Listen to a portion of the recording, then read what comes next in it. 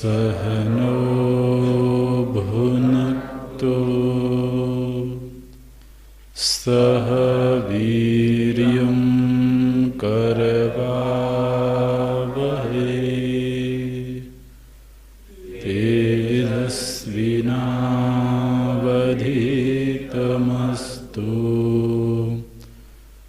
मा विद्विषावहै।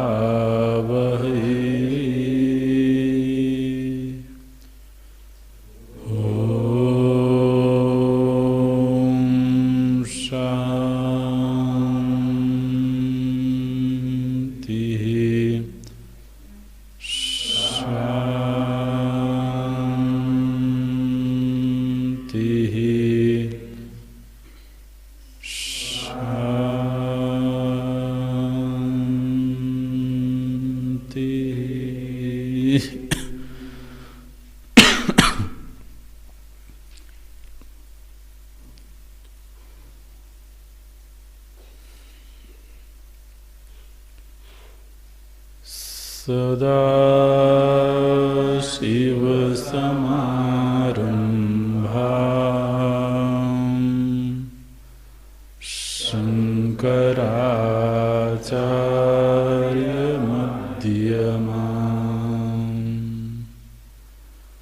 अस्मदाचार्यपर्यन्ताम्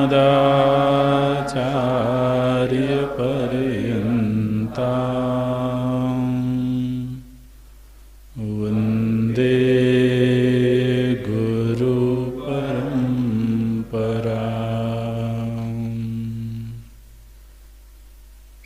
शङ्करं शङ्कराचार्यं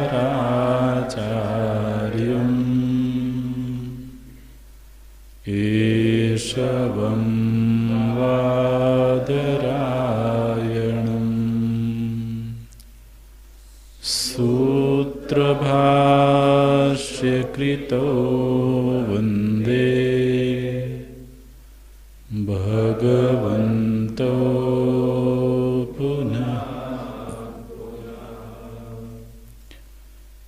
भगवन्तो पुनः पुनः।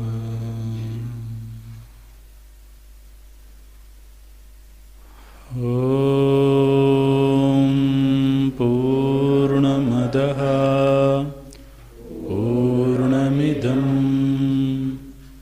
पूर्णात् पूर्णमुदच्यते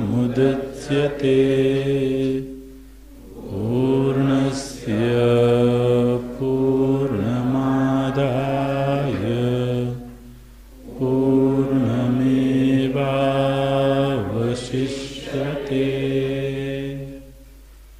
ॐ शान्तिः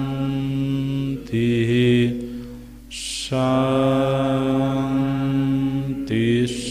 शान्तिः।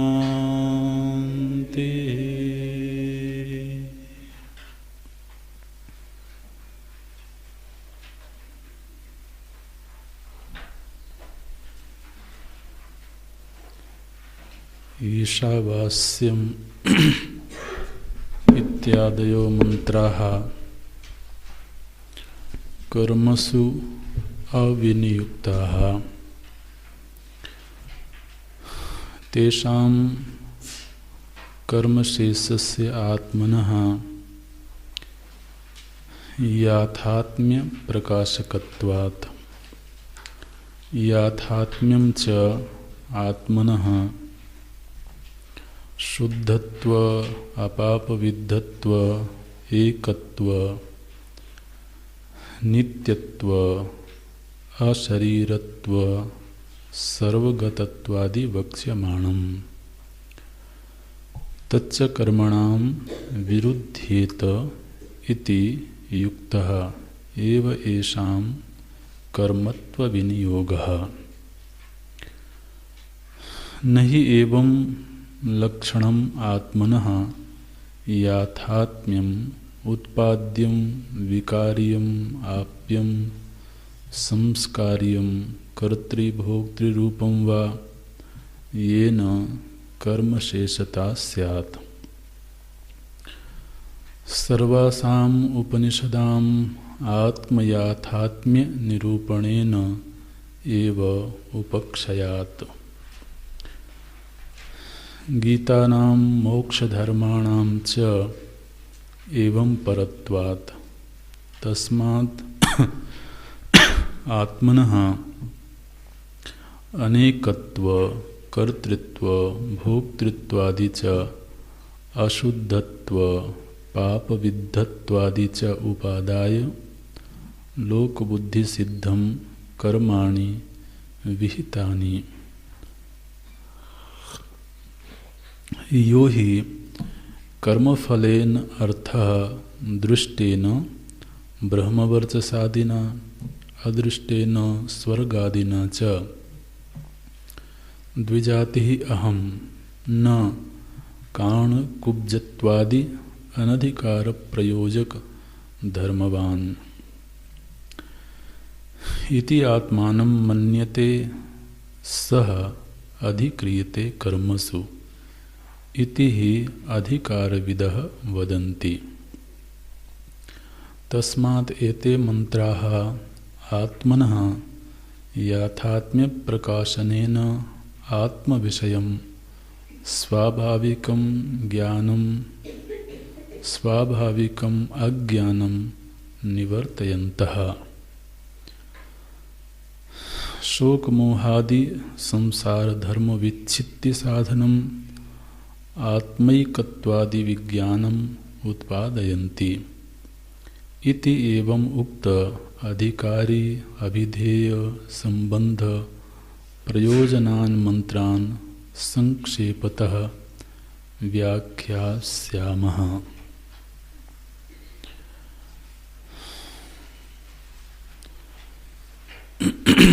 यह ईशावास्य उपनिषद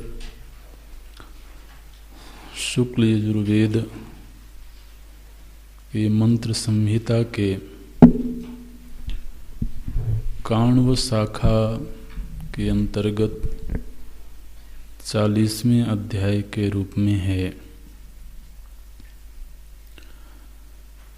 निश्चित रूप से जब कोई प्रसंग किसी ग्रंथ के मध्य में होता है तो वह पूर्व के अध्यायों से और आगामी अध्यायों से जुड़ा होता है। तो 39वें अध्याय तक काण्व शाखा के 39वें अध्याय तक एक प्रसंग होगा और उसी प्रसंग से जुड़ा हुआ यह अध्याय होना चाहिए। तो उन अध्यायों में क्या विषय है और उसके साथ में इस अध्याय का क्या संबंध है, इसका भगवान भाष्यकार निरूपण करते हैं मंत्र की व्याख्या लिखने से पूर्व। तो प्रसंग ये है कि हमारे जो वैदिक सनातन धर्म में 6 दर्शन हैं, उनमें से जो मीमांसा दर्शन है माने पूर्व मीमांसा दर्शन, उस दर्शन की यह मान्यता है कि समस्त वैदिक शब्द राशि केवल कर्म की व्याख्या के लिए है। तो पूर्व मीमांसा को कर्म मीमांसा भी बोलते हैं। उस दर्शन का यह सिद्धांत है कि मनुष्य जीवन की सभी उपलब्धियों का हेतु केवल कर्म है और मुक्ति का हेतु भी कर्म है। लौकिक उपलब्धियां और पारलौकिक उपलब्धियां, समस्त उपलब्धियों का जो साधन है वह केवल कर्म है। इसलिए समूची वेद राशि केवल कर्म के लिए समर्पित है। इस शाखा में 39 अध्यायों तक कर्म का वर्णन है। तो जो पूर्व मीमांसा दर्शन के आचार्य हैं उनका ऐसा मानना है कि 40वां अध्याय भी कर्म की व्याख्या के लिए ही है। तो इसमें अलग से कोई ज्ञान की बात नहीं करनी चाहिए। कोई भी ज्ञान स्वतंत्र रूप से फल देने में समर्थ नहीं है। ये उस दर्शन की मूल मान्यता है। कोई भी ज्ञान स्वतंत्र रूप से फल देने में समर्थ नहीं है। ज्ञान फलीभूत तब होगा जब उसका किसी कर्म में विनियोग किया जाए। तो आप समाज में देखिए कि व्यक्ति जब कोई ज्ञान प्राप्त करता है तो ज्ञान प्राप्त करने मात्र से उसको कोई फल की प्राप्ति होती हुई नहीं दिखाई देती है। किसी ने चिकित्सा विज्ञान का अध्ययन किया, मेडिकल साइंस का अध्ययन किया, तो अभी उसने चिकित्सा विज्ञान का ज्ञान प्राप्त किया है। फिर उसको कर्म करना होगा, उसे चिकित्सा करनी होगी।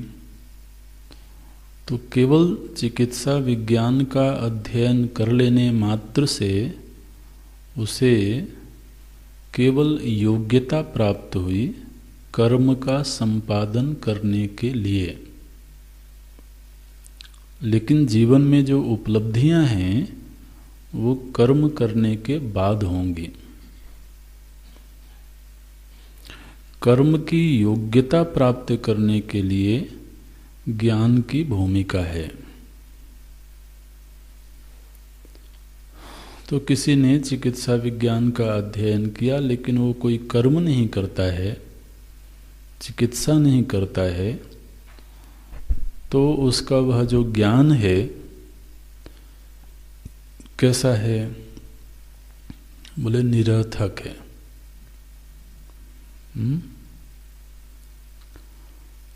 आप देखिए जितना भी लौकिक ज्ञान है, यहाँ तक कि वैदिक ज्ञान भी, हमने ज्ञान प्राप्त किया कि यज्ञ इस तरीके से करना चाहिए, यज्ञ करने के ये विधान हैं, इस तरह के मंत्रों का प्रयोग होगा, इस तरह की वेदी बनेगी, इस तरह का संकल्प होगा, यजमान के ये नियम होंगे, वो सारा कुछ हमने पढ़ लिया लेकिन यज्ञ नहीं किया। तो ज्ञान की सार्थकता कब है? जब उस ज्ञान के अनुसार कर्म का संपादन किया जाए। अन्यथा लोग कहते हैं कि पढ़ लिख तो लिया है लेकिन कुछ करता नहीं है। अरे भाई अब कुछ करो। कुछ करो माने क्या? जैसा ज्ञान प्राप्त हुआ है तदनुसार अब कर्म करो। बोले एमए तक की पढ़ाई कर लिया, अब बोले बस ठीक है, पढ़ने के लिए पढ़ रहे थे। बोले नहीं, पढ़ने के लिए नहीं पढ़ रहे थे, कुछ करने के लिए पढ़ रहे थे। ठीक है ना? तो आप किसी भी विद्या की बात करिए, वो चाहे इंजीनियरिंग हो, चाहे एमबीए हो, किसी भी प्रकार का ज्ञान है वह सार्थक तब है जब उस ज्ञान का कर्म में विनियोग होवे। और ये तो बात सही है, इसमें कोई अन्यथा नहीं है। तो हमने सीखा कि उपासना ऐसे करनी चाहिए। वेद ने सिखाया हमको, वेद भगवान की शरण में गए, उन्होंने सिखाया कि अपने इष्ट देव की पूजा ऐसे करनी चाहिए। उनको ये पुष्प पसंद हैं, उनको तो इस तरह के भाव पसंद हैं। तो हमने उपासना की पूरी विद्या का अध्ययन किया। अब उपासना करो। तो अध्ययन सफल कब होगा? जब उपासना की जाए, क्योंकि उपासना भी एक तरह का सूक्ष्म कर्म है। मैंने इसका विस्तार बहुत है, आप विचार करके देख लें कि जितने तरह की विद्याएं हैं, उन विद्याओं की सार्थकता कब है? बोले महाराज ये कुछ करते धरते नहीं है, बस गाल बजाते रहते हैं। मैंने क्या, ज्ञान बघारते रहते हैं, ऐसे ऐसे सुंदर सुंदर शब्द बोले जाते हैं। अरे कुछ करो भाई, ठीक है, ज्ञान तो खूब प्राप्त कर लिया।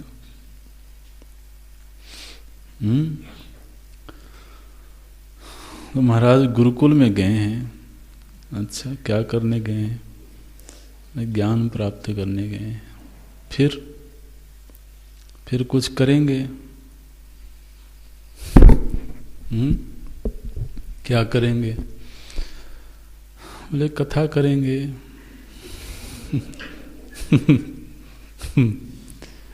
ठीक है, आप देखते हो ना, मैंने ज्ञान अपने आप में सफल नहीं है।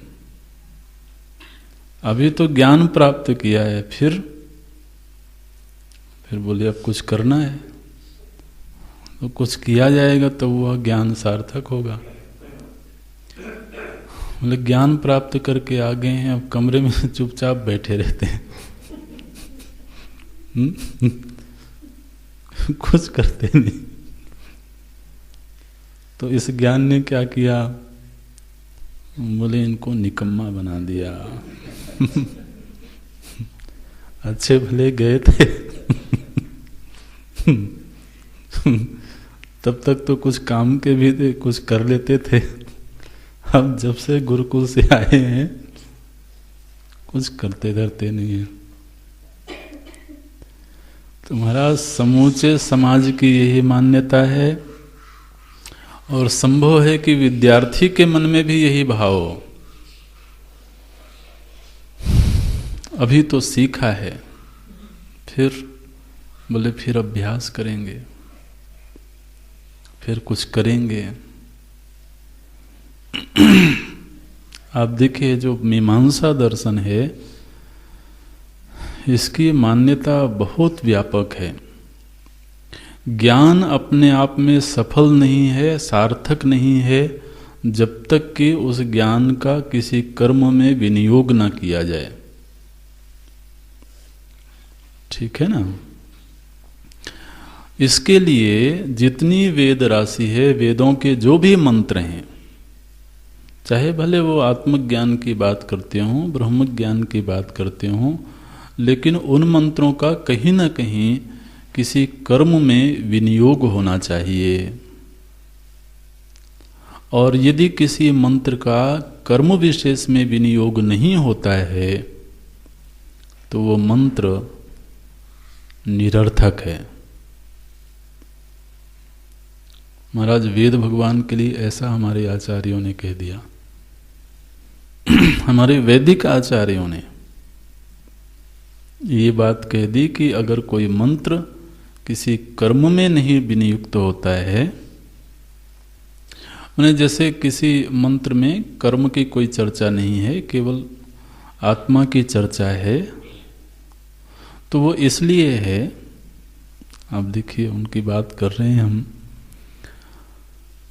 बोले कि यजमान जब यज्ञ करने बैठा होता है,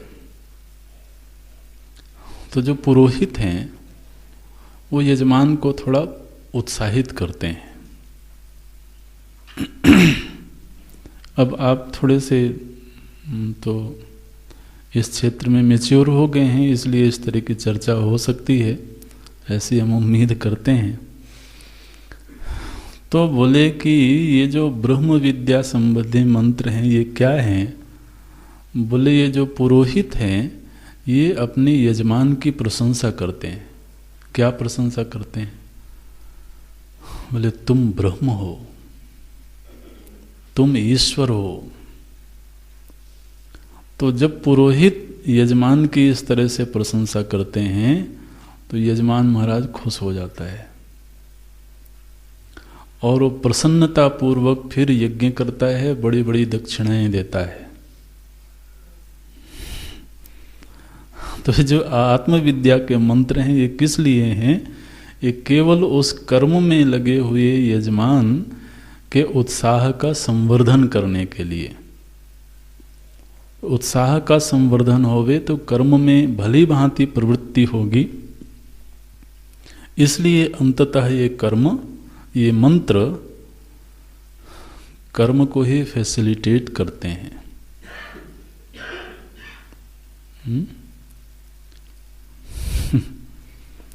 आप ये दर्शन पढ़िए महाराज, मजा आता है। कर्म मीमांसा दर्शन के जो आचार्य हुए जैमिनी महर्षि, उन्होंने एक सूत्र लिखा, आम्नायस्य क्रियार्थत्वात्। ये सूत्र बड़े महत्व का है, इसको लिख लेना। आम्नायस्य, आम्नायस्य क्रियार्थत्वात्, क्रियार्थत्वात् अनर्थक्यम तदर्थानाम, अनर्थक्यम तदर्थानाम।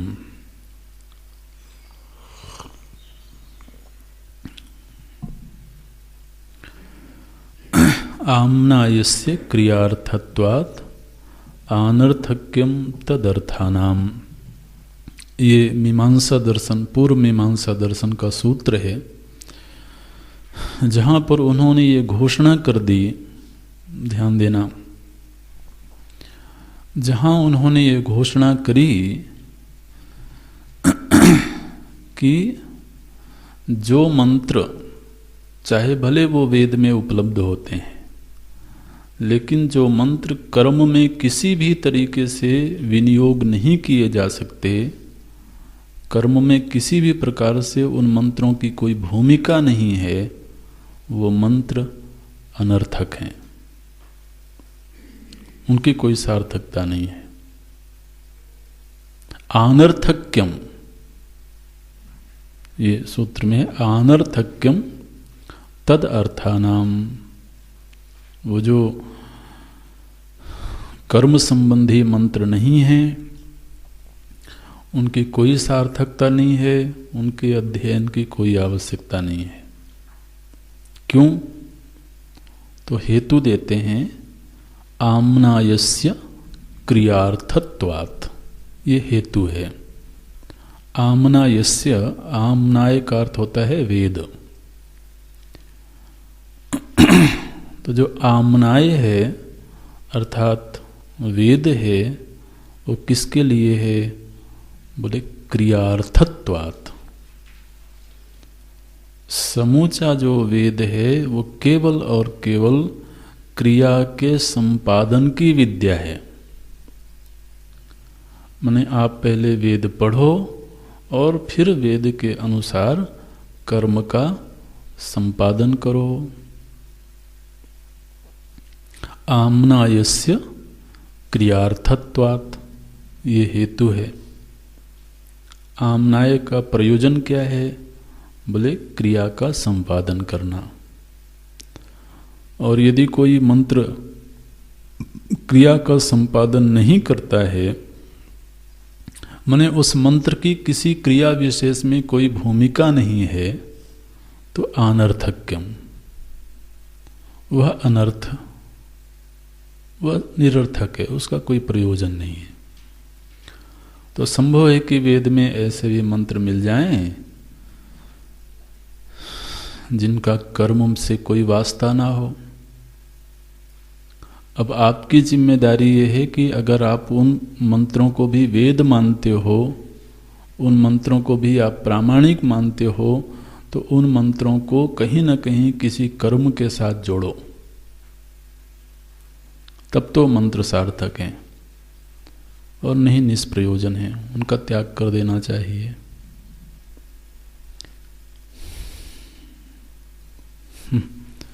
मानो कि कोई मंत्र है जो एक वृक्ष का वर्णन कर रहा है, वृक्ष की ऐसे शाखा होती है, ऐसे तना होता है, ऐसे बीज होता है, ऐसे वो उगता है, फिर उसको ऐसे संरक्षित किया जाता है।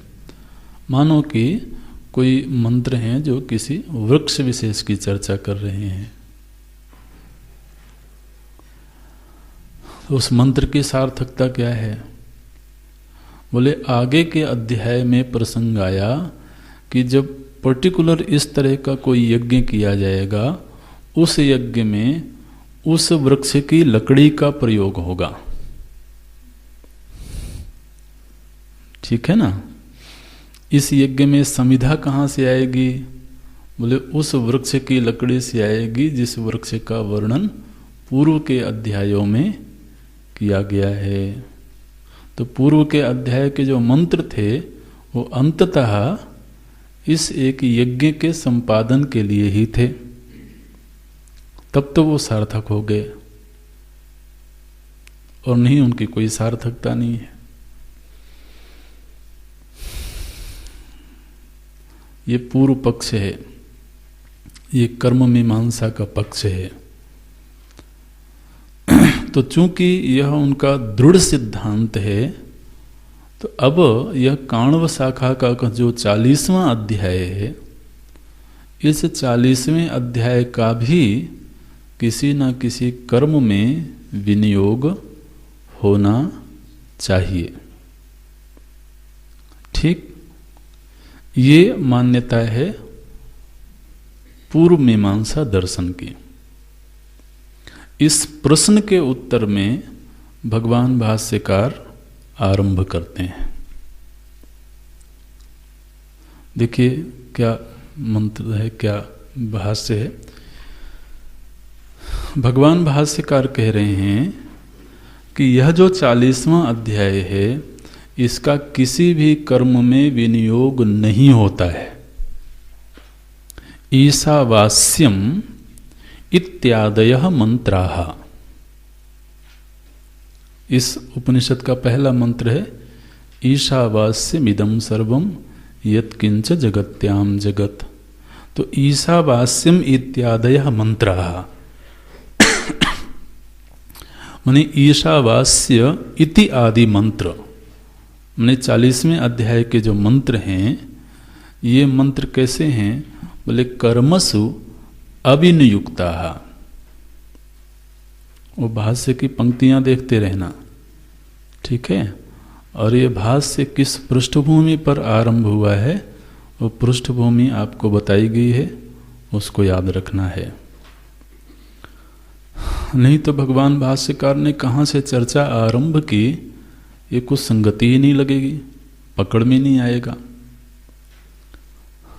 अगर केवल सीधे इस पृष्ठभूमि को भूल करके सीधे आप भाष्य का अध्ययन शुरू करें, भगवान भाष्यकार क्या कह रहे हैं कि ईशावास्य आदि जो मंत्र हैं, इन मंत्रों का किसी कर्म में विनियोग नहीं होता है। तो आप क्यों बता रहे हो ऐसा? हमने कब पूछा कि कर्म में विनियोग होता है कि नहीं होता है ना? तो इसलिए ये पृष्ठभूमि हमको याद रखना है कि जो मीमांसा दर्शन है, पूर्व मीमांसा दर्शन है, उसका यह मानना है कि ऐसा कोई मंत्र हो ही नहीं सकता है जिसका किसी कर्म में विनियोग ना होवे। तो 40वें अध्याय की भी सार्थकता यही है। भगवान भाष्यकार प्रतिज्ञा करते हैं, ईशावास्यम इत्यादयः मंत्राः, ईशावास्य इति आदि जो मंत्र हैं, 18 मंत्र हैं इस अध्याय में, कर्मसु अविनियुक्ताः, उसमें विच्छेद कर लेना, कर्मसि विनियुक्ताः मत करना, नहीं तो पूर्व मीमांसा की बात हो जाएगी।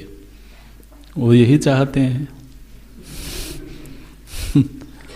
और हमने अपनी विद्वता का प्रदर्शन करते हुए उन्हीं के मत का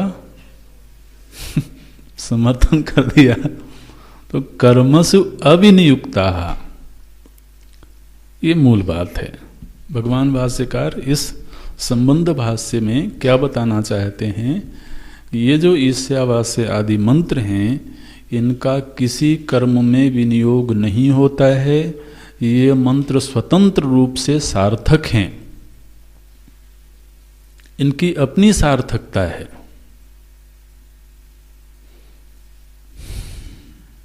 हेतु क्या है?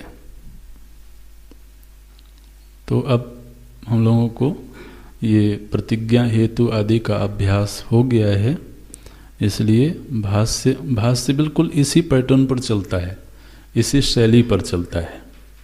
वो पहले एक प्रतिज्ञा करते हैं, एक सिद्धांत बताते हैं कि हमारा यह सिद्धांत है, और फिर उस सिद्धांत की पुष्टि के लिए हेतु दिया जाता है। तो सिद्धांत केवल इतना है, आप अलग से इन्वर्टेड कामा में लिख सकते हैं, ईशावास्यम इत्यादयः मंत्राः कर्मसु अविनियुक्ताः, ये सिद्धांत है। हेतु क्या है? बोले तेषाम अकर्मशेषस्य आत्मनः याथात्म्य प्रकाशकत्वात्। ये त्वात् जहाँ पर लगता है वो हेतु के रूप में होता है। तो हेतु क्या देते हैं? बोले तेषाम अकर्मशेषस्य आत्मनः याथात्म्य प्रकाशकत्वात्, ये हेतु है। तो सिद्धांत पहले पकड़ में आ जाए। तो देखिए, हमारा जो अद्वैत मत है उसका यह मानना है कि जीव की मुक्ति के लिए किसी कर्म की भूमिका नहीं है। जीव की मुक्ति रूपी जो फल है वह केवल ज्ञान मात्र से प्राप्त हो सकता है। ज्ञान मात्र से मुक्ति की प्राप्ति हो सकती है, यह तभी संभव है जबकि बंधन अज्ञान की वजह से होवे। ठीक है ना? बंधन का हेतु यदि अज्ञान है तभी मुक्ति का हेतु ज्ञान हो सकता है। अब मान लीजिए कि कोई दार्शनिक हैं, कोई आचार्य हैं जो बंधन का हेतु अज्ञान को नहीं मानते हैं।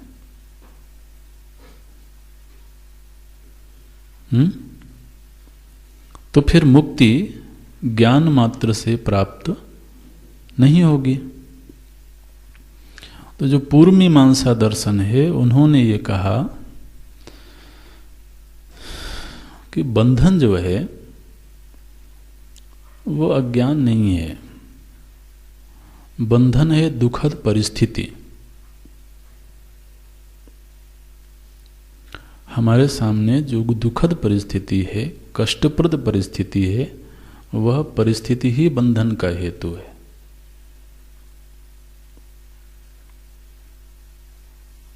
आप देखिए, समाज में भी हमको आपको यही लगता है, मेरे दुख का कारण क्या है? परिस्थिति है।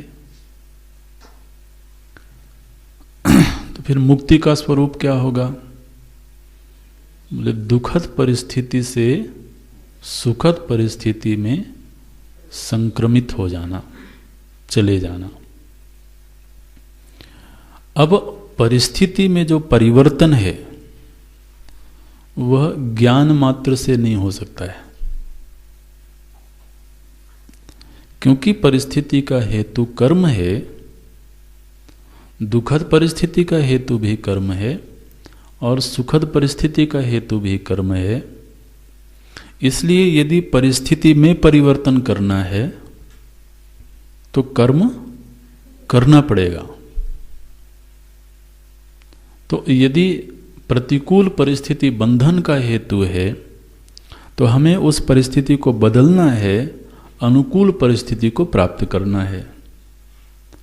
तो दुष्कर्म से जो प्रतिकूल परिस्थिति प्राप्त हुई थी, अब उसका शमन करने के लिए हमें सत्कर्म करना है और सत्कर्म करके हमें अनुकूल परिस्थिति का निर्माण करना है।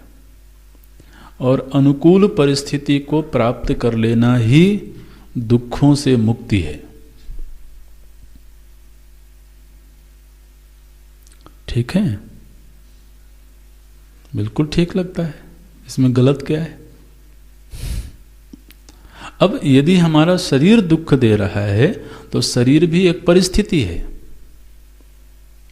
परिस्थिति का मतलब आसपास के लोग नहीं, आसपास के लोग भी, आसपास का वातावरण भी, हमारा खान पान भी, हमारा शरीर भी, वो सब कुछ परिस्थिति के अंतर्गत आते हैं।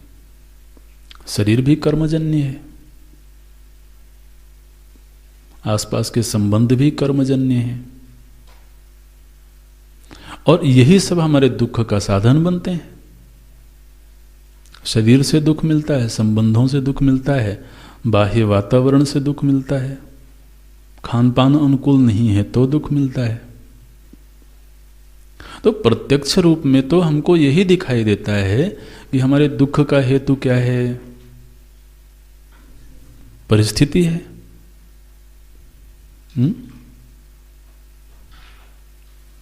अब समाज में जाओ, किसी से पूछो क्यों दुखी हो,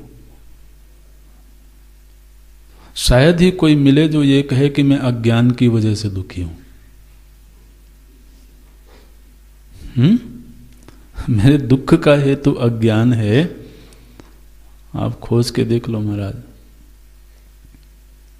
और हमको भी जब ये समझ नहीं प्राप्त हुई थी तब हम भी यही सोचते थे। तो दुख का हेतु यदि परिस्थिति है तो परिस्थिति को बदलो। तो ऐसा कर्म किया जाए कि दिव्य शरीर मिल जाए, ऐसा शरीर मिल जाए जिसमें जरा ना हो, जिसमें व्याधि ना हो, जो हमेशा ही युवावस्था में रहे, हमेशा यौवन रहे, हमेशा इंद्रियक सामर्थ्य विकसित रहे, आसपास के लोग हमेशा ही हमारे अनुकूल रहें, आसपास के जो भोग हैं वो हमें प्राप्त होते रहें, जो भी इच्छा हो वो प्राप्त हो जावे। अगर ऐसी परिस्थिति किसी को मिल जाए तो सुख के लिए और क्या चाहिए? संबंधी हमसे प्रेम करने वाले हों, शरीर हमारा पूरी तरह से स्वस्थ हो, जो भी भोग हमारी इच्छा हो भोगने की वो हमारे सामने उपलब्ध होवे, ये अनुकूल परिस्थिति है। इस परिस्थिति का निर्माण कर्म से किया जा सकता है। इसलिए अनुकूल परिस्थिति को प्राप्त कर लेना ही दुखों से मुक्ति है। और यह मुक्ति कैसे मिलेगी? बोले सत्कर्म का संपादन करने से। ठीक, दर्शन ठीक लगता है ना भाई? इसमें क्या त्रुटि है? बिल्कुल सही। ये मीमांसा दर्शन का मत है, ये हमारा वैदिक मत ही है।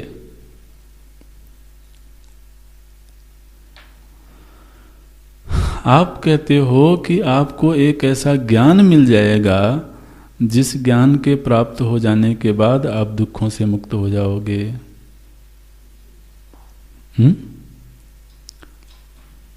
कोई कर्म करके दुख से मुक्त होने की जरूरत नहीं होगी। एक ज्ञान मात्र आपको मिल जाए, एक प्रमा प्राप्त हो जाए, और उस प्रमा के प्राप्त हो जाने से अशेष दुखों से निवृत्ति मिल जाएगी। आप ऐसा कहते हो? तो क्या जिनको ज्ञान प्राप्त हो गया है उनको दुख नहीं हो रहा है? उनको दुख नहीं मिल रहा है? महाराज, हमने देखा है किसी को कैंसर हो गया, किसी को कुछ हो गया, किसी को कुछ हो गया, और ज्ञान मिल जाने से वो दुख मिट गया हो, ऐसा तो नहीं दिखता है। इसलिए केवल ज्ञान सार्थक नहीं है। आप तो ऐसा करो, सत्कर्म करने की विद्या प्राप्त करो, ठीक? और जब विद्या प्राप्त हो जाए तब फिर पूरी तत्परता के साथ में सत्कर्म का संपादन करो।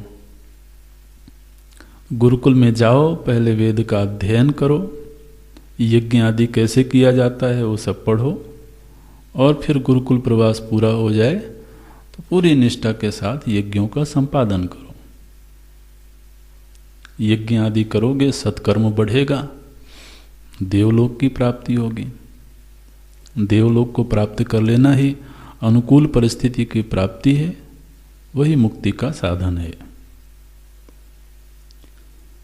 आप कह रहे हो कि ज्ञान प्राप्त कर लेने मात्र से जीवन का उद्देश्य पूरा हो जाएगा, उसको किसी कर्म में लगाने की जरूरत नहीं है।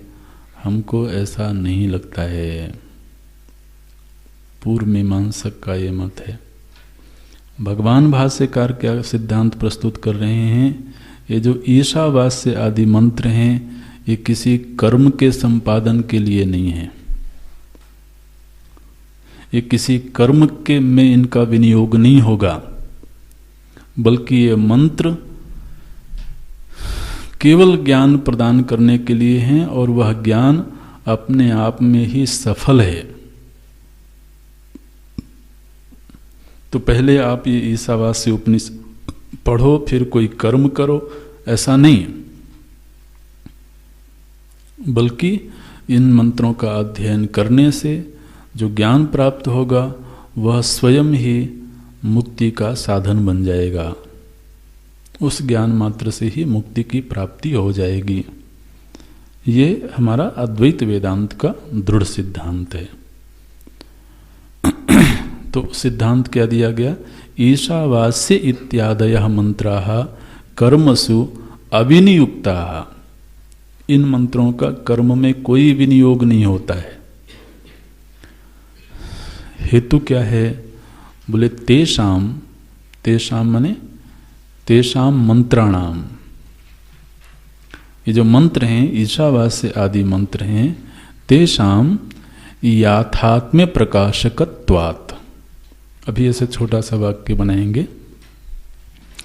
ये जो ईशावास्य आदि मंत्र हैं, ये केवल वस्तु जैसी है उसका प्रकाशन करते हैं। याथात्म्य प्रकाशकत्वात्। याथात्म्य, याथात्म्य का अर्थ होता है जो वस्तु जैसी है वैसा उसका प्रकाशन कर देते हैं। तेषाम माने तेषाम मंत्राणाम, तेषाम ईशावास्य आदि मंत्राणाम याथात्म्य प्रकाशकत्वात्। क्योंकि ये जो मंत्र हैं ये केवल याथात्म्य का प्रकाशन करते हैं। अच्छा, किसके याथात्म्य का, किसके स्वरूप का प्रकाशन करते हैं? तो बोले अकर्म शेषस्य आत्मनः।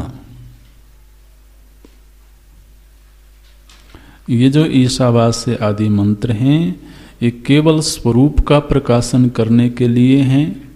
याथात्म्य प्रकाशकत्वात्। किसके स्वरूप का? बोले आत्मनः। ये ईशावास्य आदि मंत्र केवल आत्मा के स्वरूप का प्रकाशन करने के लिए हैं। ठीक है ना, ये किसी कर्म में नियुक्त करने के लिए नहीं है। इन मंत्रों का प्रयोजन केवल आत्मा के याथात्म्य का प्रकाशन करना है।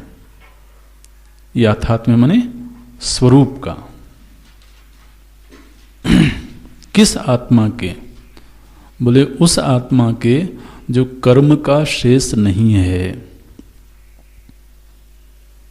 तो क्या शब्द दिया? अकर्म शेषस्य आत्मनः। कर्म शेषस्य नहीं, अकर्म शेषस्य माने आत्मा वो वस्तु है जो कर्म का शेष नहीं है।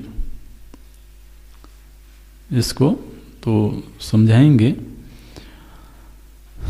तो पहली जो सिद्धांत है वो ये दिया गया कि ये जो मंत्र हैं इनका कर्म में विनियोग नहीं होता है। ठीक, क्यों नहीं विनियोग होता है? क्योंकि ये आत्मा के याथात्म्य का प्रकाशन करते हैं। ठीक है ना, आत्मा के स्वरूप का प्रकाशन करने के लिए हैं। अच्छा, किस आत्मा का? उस आत्मा का जो कर्म का शेष नहीं है। कर्म का शेष माने क्या? तो आप देखिए कि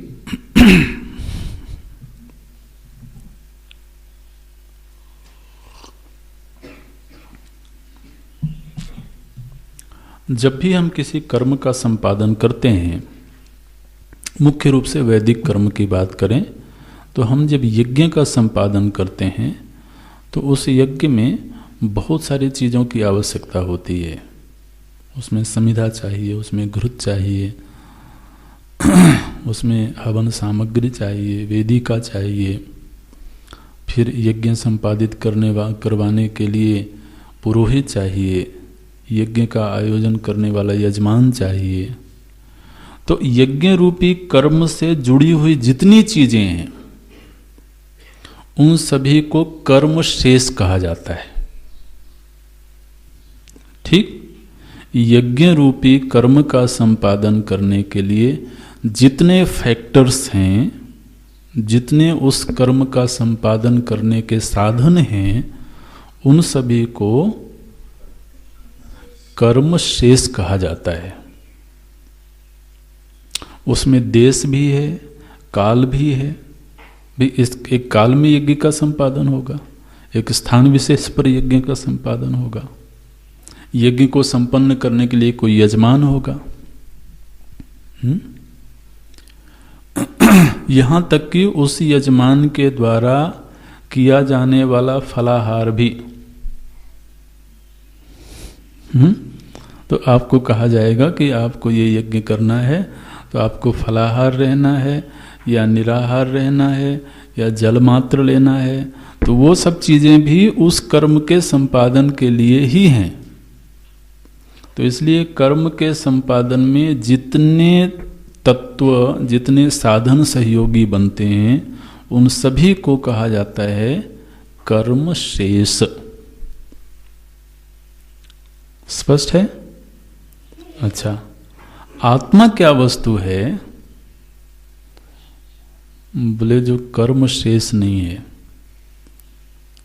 आत्मा जो कि स्वयं अकर्ता है,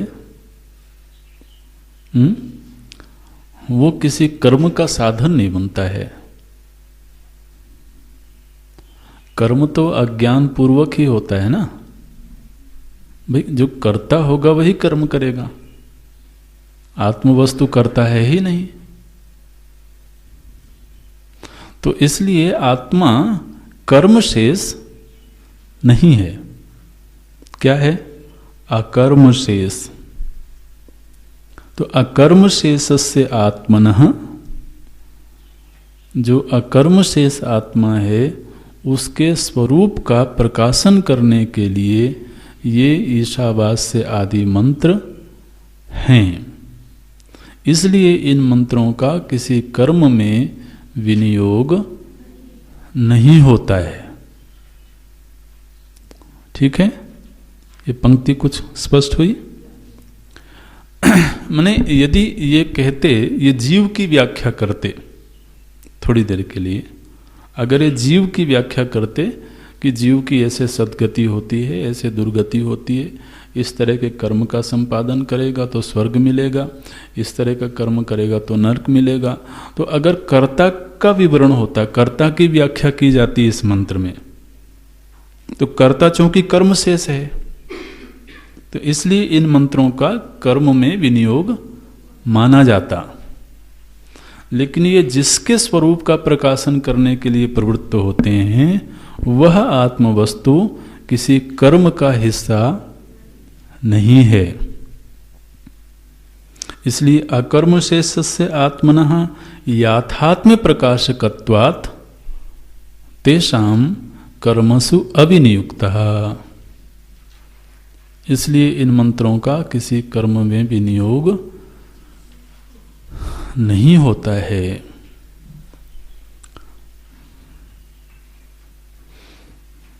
अच्छा, तो पूर्व पक्ष ने पूछा, आपने कह दिया कि आत्मा का किसी कर्म में विनियोग नहीं होता है, उसकी याथात्म्य का प्रकाशन करने के लिए ये मंत्र हैं। उस आत्मा का याथात्म्य क्या है? तो बोलते हैं याथात्म्यम च आत्मनः। वो पंक्ति आप बिल्कुल लगाते रहे ना, तो वह अर्थ एक दूसरे से जुड़ता चला जाएगा। याथात्म्यम च आत्मनः, आत्मा का याथात्म्य क्या है? जिस याथात्म्य का प्रकाशन करने के लिए इन मंत्रों की प्रवृत्ति हुई है, वो याथात्म्य क्या है? बोलते हैं आत्मा का याथात्म्य है, माने आत्मा का स्वरूप है, क्या है? बोले शुद्धत्व, अपापविद्धत्व, एकत्व, नित्यत्व, अशरीरत्व, सर्वगतत्वादि। ये आत्मा का स्वरूप है, और इसी स्वरूप का वर्णन करने के लिए ईशावास्य आदि मंत्रों की प्रवृत्ति हुई है।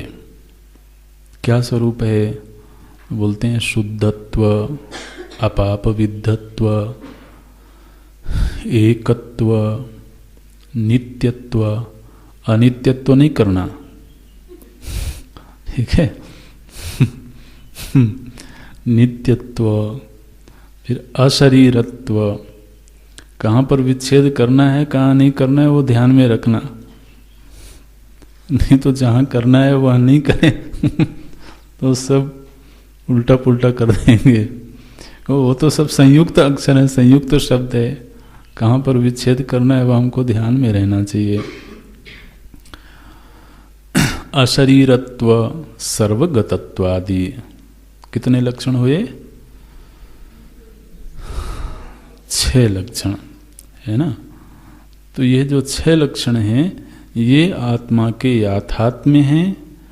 इन्हीं याथात्म्य का वर्णन इन ईशावास्य आदि मंत्रों में किया जाएगा। वक्ष्यमाणम, वक्ष्यमाणम का अर्थ है आगे ऐसा बताया जाएगा। ईशावास्य आदि मंत्रों में जो आत्मा का याथात्म्य बताया जाएगा, आत्मा के स्वरूप का वर्णन किया जाएगा, वो स्वरूप कैसा है? बोले शुद्ध है, अपापविद्ध है, एकत्व, नित्यत्व, अशरीरत्व, सर्वगतत्वादि वक्ष्यमाणम। ऐसा इन श्रुतियों, इन मंत्रों में बताया जाएगा। ये आत्मा का स्वरूप है।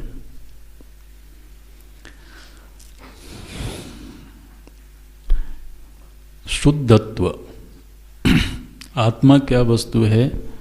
बोले जो शुद्ध है। शुद्ध का अर्थ है जो अज्ञान आदि से रहित है ना, क्लेश रहित है। अज्ञान आदि का अर्थ है अज्ञान से फिर आगे तो अस्मिता, राग, द्वेष, अभिनिवेश आदि जो क्लेश हैं, इन क्लेशों से सर्वथा विनिर्मुक्त जो तत्व है उसको आत्मा बोलते हैं। अपाप विद्धत्व। अपाप विद्धत्व माने पाप से विधा हुआ नहीं है, बिंधा हुआ नहीं है, पाप से लिपटा हुआ नहीं है, इसका भेदन कर दिया ऐसे बोलते हैं, बिंध गया ये। अपाप विद्धत्व माने कर्म का लेप नहीं है इसमें। पाप से आप पुण्य भी ले सकते हैं, तो पाप पुण्य आदि का इसमें लेप नहीं होता है। एकत्व, यह एकमात्र वस्तु है। नित्यत्व, नित्यत्व का अर्थ है जो जन्म मरण आदि से सर्वथा रहित है। नित्य उसी को कह सकते हैं। अशरीरत्व, तो जो कार्यकरण संघात है उस संघात का उसके ऊपर कोई प्रभाव नहीं है। अशरीरत्व, सर्वगतत्व आदि, और वह एक देश में नहीं है बल्कि सर्वदेशीय है, सर्वकालिक है, ये बताने के लिए नित्य शब्द आया। सर्वदेशिक है, ये बताने के लिए सर्वगत शब्द आया। ऐसी जो आत्म वस्तु है वो कर्ता कैसे हो सकती है? कर्ता तो कोई जीव होगा ना, कोई परिच्छिन्न जो जीव है वो कर्ता है। जो अपरिच्छिन्न आत्म वस्तु है उसमें ना तो कर्तृत्व है ना भोक्तृत्व है। इसलिए जब उसमें कर्तृत्व ही नहीं है तो कर्म क्यों होगा? भाई कर्म का संपादन तब होगा जब पहले उसमें भोक्तृत्व होवे, है ना। भोक्तृत्व माने इच्छा होवे, तो इच्छा की पूर्ति के लिए फिर वह कर्ता बनेगा, तो उसमें कर्तृत्व होगा, तब जाकर के वह कर्म का संपादन करेगा। अब आत्मा का स्वरूप कैसा है? बोले उसके मूल में ही कर्तृत्व नहीं है, भोक्तृत्व नहीं है, इसलिए वो जीव नहीं है।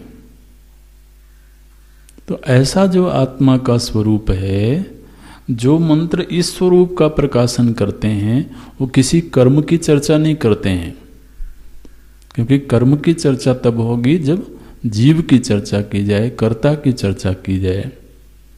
यहाँ तो जिस स्वरूप का प्रकाशन कर रहे हैं उस स्वरूप का कर्म से दूर दूर तक कोई वास्ता नहीं है, दोनों का धरातल ही अलग है। कर्म तो अज्ञानजन्य है और स्वरूप ज्ञान स्वरूप है। तो ज्ञान स्वरूप आत्मा का अज्ञानजन्य कर्म के साथ में कोई मिलन ही नहीं है। इसलिए जो मंत्र ज्ञान स्वरूप आत्मा का प्रकाशन कर रहे हैं उन मंत्रों का कर्म के साथ में कोई संबंध नहीं है। मीमांसा दर्शन ने क्या कहा था कि जो मंत्र कर्म के विवरण में समर्पित नहीं है वो मंत्र निरर्थक हैं।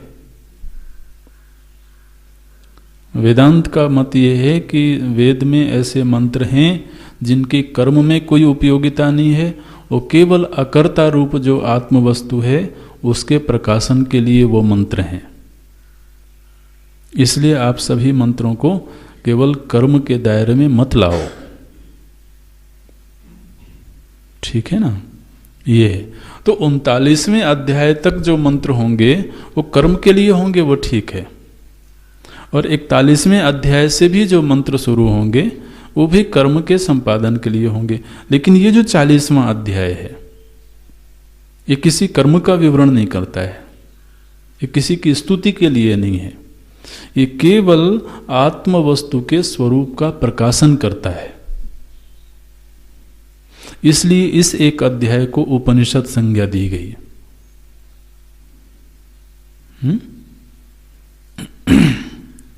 आत्मा का स्वरूप बता दिया गया कि आत्मा ऐसी है, शुद्ध है, अपापविद्ध है, एक है, नित्य है, अशरीरी है, सर्वगत है। और ऐसी जो आत्मा होती है उस आत्मा का कर्म के साथ में सर्वथा विरोध होता है। आत्मा है ज्ञान स्वरूप, कर्म अज्ञानजन्य है।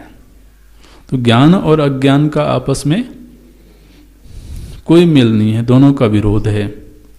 तच्च, आगे पंक्ति आप देखना, तच्च, तच्च मतलब ऐसी जो आत्मा है उसका कर्मणाम विरुद्धेत, ये जो ज्ञान स्वरूप आत्मा है इसका कर्म के साथ में विरोध है। इति युक्तः, ऐसी ही युक्ति से सिद्ध होता है। इसलिए एव एषाम कर्मत्व विनियोगः, इसलिए इन मंत्रों का कर्म में विनियोग नहीं हो सकता है, क्योंकि ये जिस आत्म वस्तु का प्रकाशन कर रहे हैं उस आत्म वस्तु का कर्म के साथ में विरोध है। तो ये सिद्धांत यहां पर पूरा हो गया। ठीक है ना। आप इन पंक्तियों के एक एक शब्द को आप पढ़ें कमरे में जाकर के, किसी शब्द की संगति नहीं लगती है, आप आपस में चर्चा करें, लेकिन वो सिद्धांत पूरा खुलना चाहिए। अब आप बताइए, आपने कहा था कि ये जो आत्मज्ञान संबंधी मंत्र हैं ये किसके लिए हैं? बोले यजमान की प्रशंसा के लिए। अब अगर इन मंत्रों ने कह दिया कि तुम कर्ता हो ही नहीं, तो फिर उसको कर्म में नियुक्त करेंगे क्या? अरे भाई, जब उसको ये बता दिया गया कि तुम्हारा जो निज स्वरूप है वो नित्य मुक्त स्वरूप है, उसमें कर्तृत्व नहीं है, भोक्तृत्व नहीं है, वो एक देशीय नहीं है, वो शरीरी नहीं है, तो ऐसा जो याथात्म्य का अगर उसको ज्ञान हो जाए तो फिर वो अज्ञान जानने कर्म में क्यों प्रवृत्त होगा? तो उस ज्ञान स्वरूप आत्मा का इस कर्म के साथ में अत्यंत विरोध है। इसलिए तो आप ये संगति मत लगाओ, ये उस कर्ता की प्रशंसा करने के लिए, प्रशंसा करने के लिए नहीं है, बल्कि उस कर्ता को मिटा देने के लिए है। ठीक है ना। उसका जो कर्तृत्व है उसको भंग कर देने के लिए ये मंत्र हैं। ये इस तरीके से पूर्व के अध्यायों के साथ में यह जो 40वां अध्याय है यह विलक्षण है, भिन्न है, इसकी भूमिका अलग है। इसलिए हम इसको मीमांसा दर्शन के अंतर्गत नहीं रखते हैं। ये उपनिषद है, ये विद्या का प्रकाशक है। ओम ओम पूर्णमदः पूर्णमिदं पूर्णात् पूर्णमुदच्यते पूर्णस्य पूर्णमादाय पूर्णमेवावशिष्यते। ओम शांति शांति शांतिः। हरि ओम श्री गुरुभ्यो नमः। हरि ओम।